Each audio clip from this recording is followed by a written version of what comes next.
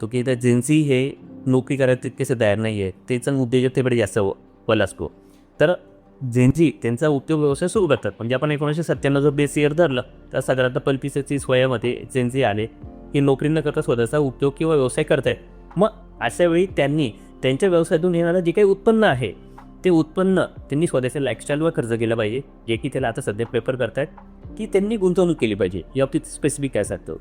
मुळात जर बघायचं तर आम्ही खास करून जेनझीसोबतच काम करतो.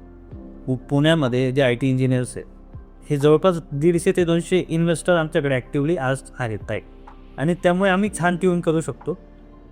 यांनी खर्च करावा का इन्व्हेस्ट करावं, तर आमचा पहिला उद्देश असतो की त्यांनी आजचं लाईफ कुठेच कॉम्प्रोमाइज नाही करायला हवं.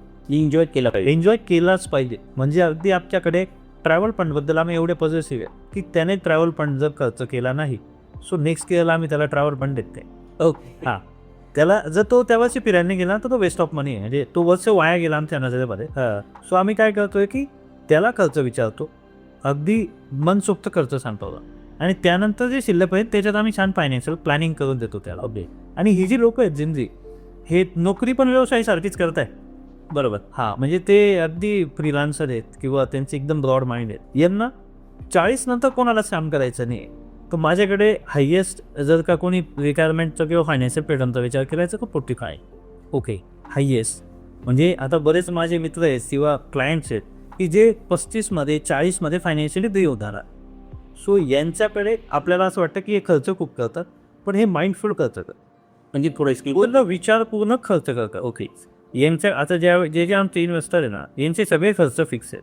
ॲन्युअल सबस्क्रिप्शन फिक्स आहे. यांच्याकडे उत्पन्न आलं की salary day is SIP day. पगार झाला की SIP त्या दिवशी डेबिट होते.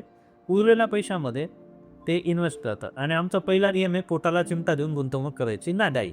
बरोबर. म्हणजे आम्ही त्याचे सगळे खर्च विचारतो. समजा त्याला एखाद्या गोष्टीचं व्यसन असेल तर आम्ही त्याला विचारतो कितीचं आहे, किती दिवस.